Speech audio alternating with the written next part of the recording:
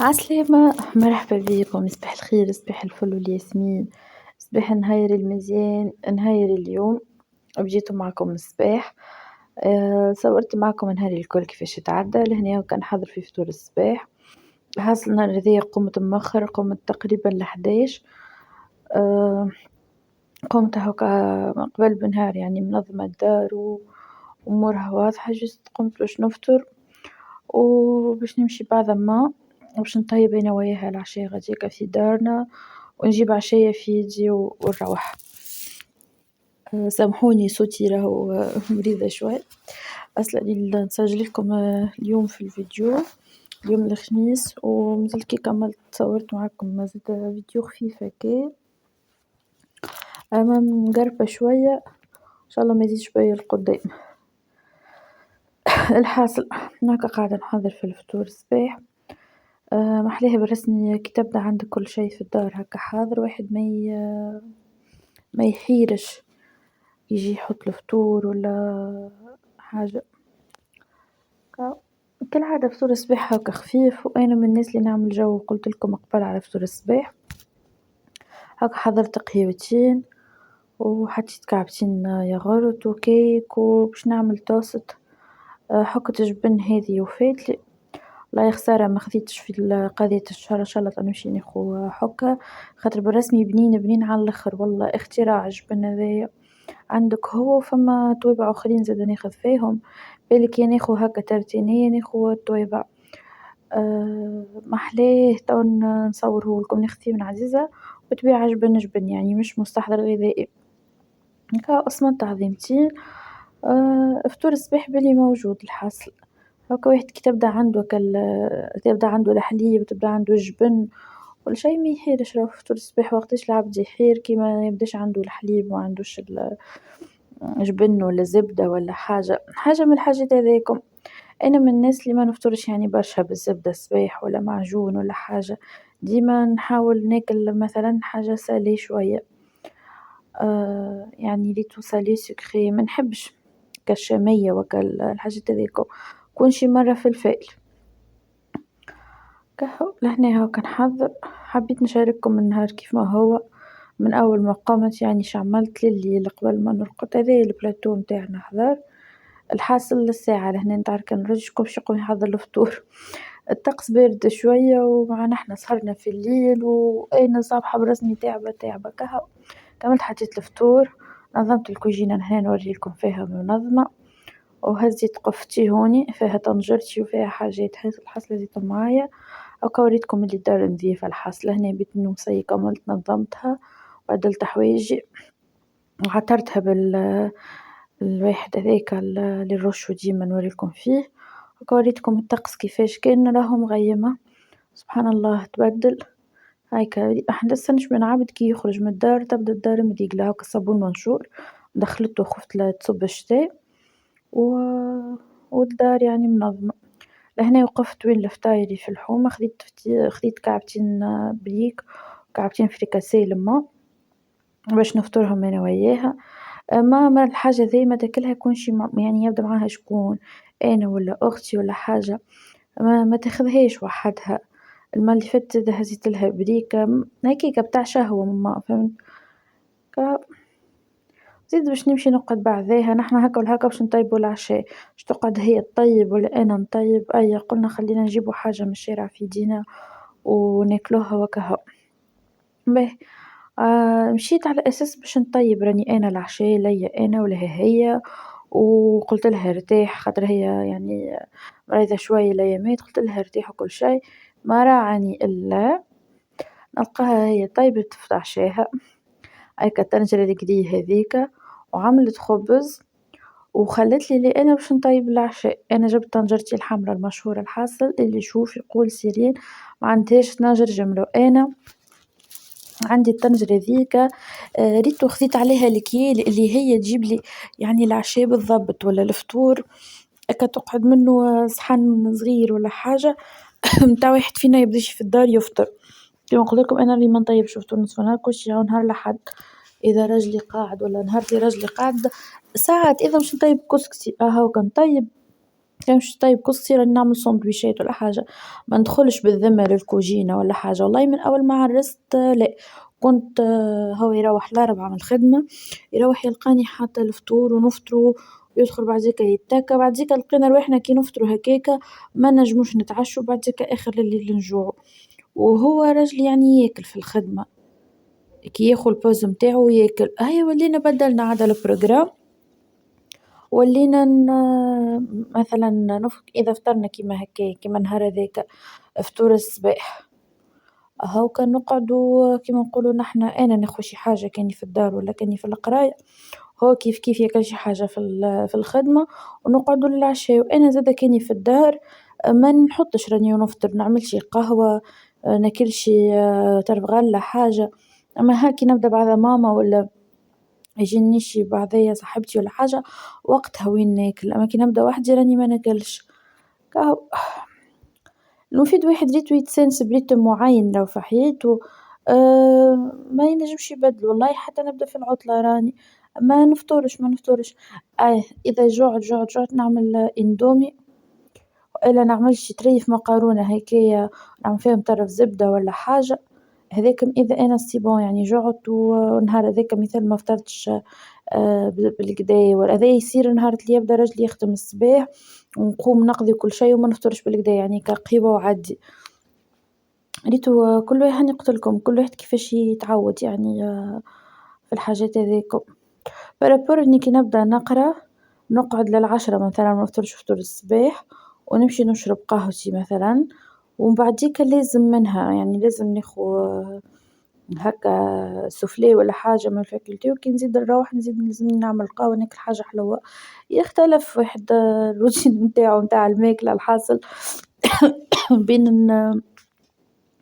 الأيامات الحاصل والبدن كشنيا يطلب بالضبط،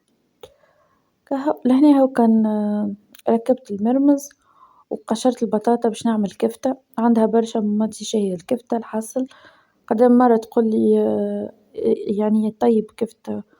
يجهز القضية وطيب كفتة وجيب لي ولا إجا تعدى طيب ليا وليك نخلي وهز، وأنا ما لقيتش الوقت هكا وعاد اليوم هو جا كل شيء يعني مقابل بعضه، عملت كفتة بالرسمي ما شاء الله عجبتني أكثر مرة عجبتني فيها الكفتة هي المرة هذي، ما نعرفش يمكن خاطر في دارنا يمكن ما مشني فاهمة، الحاصل والله جات بنينة حتى بابا ما ياكلش الكفتة قالت لي ما راهو كلام منها خاطر أنا يعني استنيت بابا سلمت عليه وفي ساعة روحت يعني مستنيتش بقيت تعشيت معاهم ولا حاجة، خاطر الوقت ما يساعدش، كيما قلت لكم أنا كي تظلم عليا الدنيا ما نحبش نقعد لبرا خاطر نبقى ناخذ في تاكسي وثنية بتاعنا يعني كيما قلت لكم ثنية الحومة فارغة ما نحبش نقعد وحدي هكا ريتو لهنا ملي دخلت راني على فكرة لهنا مازلنا ما قعدنا جوست قعدنا فطرنا وقمت هي حضرت الخبز يعني عملته وكعبرته وحطيته يرتاح، وأنا لهنا هو كان ركبت العشاء متاعي ولهنا نحضر في البطاطا إله إلا الله محمد رسول الله هرب علي الكلام، حضرت البطاطا للكفتة، ريتو كملت كل شيء وهاكا قعدنا يعني بعديك عملنا قهيوة، قلت لها هكاكا خير خلينا نزربوا رواحنا نقد أنا شنيا عندي وكل شيء وبعديكا نرتاحوا، أصلا هو أنا عملت مرمز بالدجاج العشاء وهي ما زاد عملت هكاكا مرمز حاجة الدجاج راهي ما تشدش اليدين يعني، عندكم حاجة الدجاج وحاجة الحوت زوز ما يشدوش اليدين في الطياب، أما عندك اللحم يعني هو اللي يشد الطياب في اللحم يشد الطياب في يعني الوقت، هاكا مليتو ميم با هكا حطيتو وحطيتلو البصل ركحتو، لهنا هاكا رجعت نحضر في الكفتة باش نقص البصل ونقص المعدنوس ونحطهم، لهنا في بالي نتفاهم أنا وماما باش نمشي نبات بعدها خميس وجمعة، وراه حسبت الصباح خاطر إن شاء الله نهار الأحد مستدعية دار حماتي بعدايا، نهنا نحكيو هكاكا وقصت الكونيكسيون، أنا مشكلتي يعني قرايتي كي نقرا ونريفز الأيامات وكل شي بالكونيكسيون، خلينا هنا أجلناه، اليوم نحس نهار كامل معاها بالتليفون، قلت والله إذا رجعش حتى في الليل نمشي ميسالش هاكا من غدويكا نضمن اللي أنا عندي الكونيكسيون كل شي، شي ما رجعت شي وليت قلت لها أجلوها، لأني كنت متفاهمة أنا وياها باش نمشيو للحمام من نهار الجمعة اللي هو غدوة إن شاء الله، و يعني متفاهمين نهار الخميس عنا قضية وكل شي، وتفاهمنا نهار الجمعة الصباح نقومو نطيبو العشاء ونغسلو الدار وكل شي ونمشيو للحمام هاكا واحد في راحتو، حاصل لا كيفاش هو اللي يحسب وحدو يفضل وحسبنا في الآخر جات الكونيكسيون بدلت كل شي، الله غالب أنا منجمش مثال البيسي مثلا باش نعدي فورفي ولا حاجة وبعديكا نبارطاجي من تيليفون للبيسي منجمش يعني منجمش نستعملها، فما دي سيت ما يتحلوش راهم تبدا الكونيكسيون ضعيفة، يعني ولا تبدا جيجاوات شوية ما يتحلوش، خاصة كالمراجع اللي ناخذو منهم نحنا الكتب والواحد هذاكم يعذبوك يعني لازم واي فاي هاكا هاني أجلتها إن شاء الله للجمعة الجاية إن شاء الله ترجع لهم الكونيكسيون في أقرب وقت، خاطر هاكا الأيامات الأخرى متاع يعني الجامعة الثانية متاع القراية نحب نعديها في داري، وتعرفوا راس عام وكل شي، والله بالنسبة لراس العام ما عنديش بروجرام واضح، شوفوا أنا راني من الناس اللي ما نحتفلش بيه برشا، يعني نعمل سهرية عادية متاع باش نسهروا مع بعضنا هاكا هو، ما نعملش لا ديكور لا حتى شي يعني هيا نبيدل وهاي شجرة وهاي مدري شنيا، خاطر بالرسمي ماهوش متاعنا، هما يحتفلوا بالبابا متاعهم وحكاية طويلة المفيد ما نبقاش نحكي لكم فيها، أنا شنيا أنا هاكا يعني سهرية عادية باش نبدو بها عام جديد مع بعضنا، نتعشوا زادا لا دجاج لا حتى شي، نحضر عشاء، أنا من عند ربي ديما نعمل هاكا العشاء عالشماع ونحط عندي كخيط ألوان نسميه أنا، وديما نعملهم الحاجات هاذيكم مشاركتهم الكلهم في التيك توك، نعملهم الحاجات هاذيكم يعني مش نعمل هكاكا سهرية عادية سهرية مع بعضنا باش نبدو بها العام الجديد مع بعضنا، ماهوش احتفال براس العام، يعني حتى نخدم الجاتوات للناس وكل شي، والله عم ناول خدمت الجاتوهات اللهم صل على النبي، إلا الجاتو بتاعي علاش خدمتها فاضلة ريتو بقاتلي فاضلة منه منجمش نلوحها بالطبيعة، ريت عملت بيهم وقتها خبزة جاتو ديالي وحتى كي هبطت على التيك توك قلت إني أنا مش من الناس اللي نحتفل براس العام، راهي سهرية عندي أنا عائلية جو عائلي كاللمة المحلاها،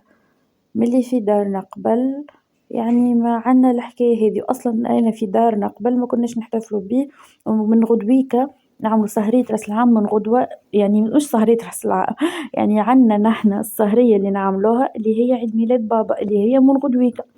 خاطر بابا عيد ميلاده 1 جانفي إن شاء الله كل عام وهو حي بخير من تو، وقتها نحتفلوا بالعيد ميلاد متاع بابا ونعملوا لقاوق وكل شيء، والله ونشوف برشا يعني ناس يحتفلوا براس العام كيفاش باللمة، راهو انتي كي ما تعملش العادات متاعهم هما هكا السابان وكا الكادوات والله حتى الجاتو راهو كي تعمل جاتو عادي باش تسهر بيه، انا نهار كامل راحنا نطيبوا في الجاتوات، انا نهار كامل راحنا ناكلوا في الحلو، يعني حويجة حلوة للسهرية عادي، أما ما تعملش يعني الطقوس اللي يعملوا فيهم هما كشجرة عيد الميلاد وكالكادوات وكالدندون هذاكم اللي يعملوه،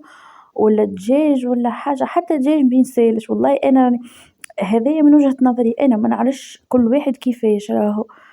أما تنجم أنتي تعمل سهريتك عائلية وحدك اللي أنتي باش تسهر هو نهار، فما ناس ما تخدمش فيه وفما ناس مثلا كي تخدم ما يتلموش وما يسهروش باش يتلموا في النهار هذاك، أي تنجموا، أما المفيد ما تنويهاش وكهو النية، ربي سبحانه وكا يعرف بالنية وكهو، حصل مشى بيا برشا الفيديو ما ركزتش مع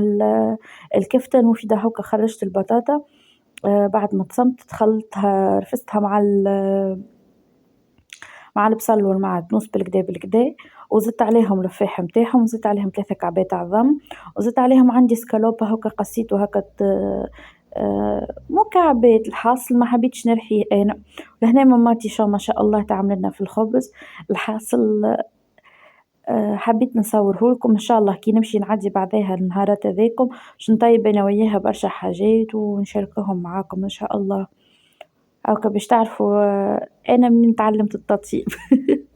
قبل كي كنت صغيرة في دارنا يعني اللوطانية مش دارنا اللي نسكنوا فيها تو، بجنب الغاز متاع ما فما طلعة هاكا نجي نقف بعدها ونبدا نتفرج، هذاك اللي خلاني أنا نطلع مغرومة بالكوجينة، راني قبل كل شي تو برشا يبداو صحابي يسألوني على العرس وكيفاش منسقة بين العرس والقراية وكيفاش، خاصة على التطييب يقولولي شبيك مثلا ما طيبش بالجمعة شبيك، نقولهم أنا يعني أنا مغرومة بالكوجينة ومغرومة بالتطييب ملي أنا صبية صحابي يجيوني ونطيب لهم في دارنا كل شيء، نقولهم ما نحبش هكا نربط روحي مثلا بماكلة معينة أنا مش نعملها الجمعة كاملة، نحب هاكا وقت اللي تخطر لي في بالي مثلا كيما الفيديو اللي قبل هذا خطرت لي في بالي باش نعمل شاباتي، ولا تخطر لي في بالي كيما اليوم ان شاء الله في الفيديو الجاي كنت باش نعمل حاجه وبعديك تبدلت حاجه اخرى. يعني الغرام يخليك تدخل للكوجينه راهو من غير ما تشعر والله، تدخل تطيب ابسط حاجات وتشيخ عليهم، وكما قلت لكم ديما والله بواحد بابسط حاجه ينجم يعمل برشا حاجات. تو انا نشوفه مثلا الكفتة هذي شنيا هي مع تنوس وبصل وبطاطا وعظم وشوية جبن، والله قداش من مرة اللي نحط فيها لا طول نحط فيها دجاج نعملهم هكاكا وما شاء الله تقليها وإضافة، شوفوا ما شاء الله الخبز كيفاه جاي، اللهم صل على النبي الحسن مسكينة ميمتي هبة وعملت لنا الخبز، كهو لهنا بعد ما كملت الحصل كعبرت الكفتة وخليتها على جنب ترتاح، وكملت ماماتي الخبز وطفيت على العشاية، قبل ما نقلي الكفتة الحصل باش نخليها لها سخونة نقليها لها باش نقلي بيتها هي يعني غاديكا وبيتي أنا هزيتها نية خاطر تبرد لي، لهنا شوفوا قهيوة تهبل فايحة بالزهر مع كعبات مقروزة ديالي، كالعادة عادة قاعدتي أنا معروفة ما تختم كان بالبخور وقهيوة بالرسمي مع ماما نودكم ما نشهيكم، إن شاء الله نهير في الجمعة نتلم أنا وما وأختي مع بعضنا وتنصور لكم كما قلت لكم المرة اللي فاتت في الفيديو ظهر لي أنا نحب نستدعي أختي وولادها بعديا لفطور الصباح، خاطر والله تصدقوا ملي عرست أختي جات لداري تقريبا مرتين ولادها جاو وحدهم بعديا مرة وقت في عيد ميلاد عرسها قعدوا بعديا هما شوي، أكن نحب نستدعاهم بعديا نتلم أنا وياهم هي وماما وولادها يعني بالطبيعة ما نجمش نتلم من غيرها أنا واحدة من الناس والله، تصدقوا حتى كي نخرج مع صحابي نبدأ نتمنى اللي ماما معايا متعلقة بماما ربي يفضلها لي برشا كهو لهنا قرب الوقت تقريبا لهنا الخمسة لا الخمسة غير ربع ولا هي غير 4 اللي جيت نقليلها في كعبات الكفتة متاعها هي هاكم جاي مرمية بركة، والحصل قسمنا كل شيء أنا وماما بالعدل الحصل كعبة ليا كعبة ليك، قسمت أنا وياها هاكا لفها بالفارينة ريت الفارينة قبل كي نلف كعبة الكفتة لما نزيدش حتى شي على الفارينة نحسها الكفتة من داخل بنينة ومن برا ماسطة، وليت نزيد عليها شوية فلفل أكحل نزيد عليها شوية كيلو زعتر نزيد عليها شوية ملح الفارينة باش تلموا بيها، وذوقوا البنة وتجي مقرمشة تهبل تهبل تهبل، برسمي ساعات واحد يبدل حاجة بركة هكايا من وصفة يعني هذي وصفة زمنية بالطبيعة الكفتة ويحس التغيير محلاه، كاو حبيباتي كيما تشوفوا هذايا العشاء اللي حضرته وصورت لكم في آخر الفيديو كيفاش حضرت أنا العشاء في دارنا، هذايا نهاري مع ماماتي الحصل نهار هاكا شاركته معاكم من أوله لآخره، إن شاء الله يكون الفيديو عجبكم، إن شاء الله تجربوا الكفتة على طريقتي لما حالة هي الطريقة الزمنية المعروفة عند الناس الكل، ملتقانا إن شاء الله في فيديوهات أخرى، ادعوا معايا الويفي يرجع في دارنا خليني نمشي للبروجرام اللي عملته، ومبقالي توكا باش نقولكم بالسلامة.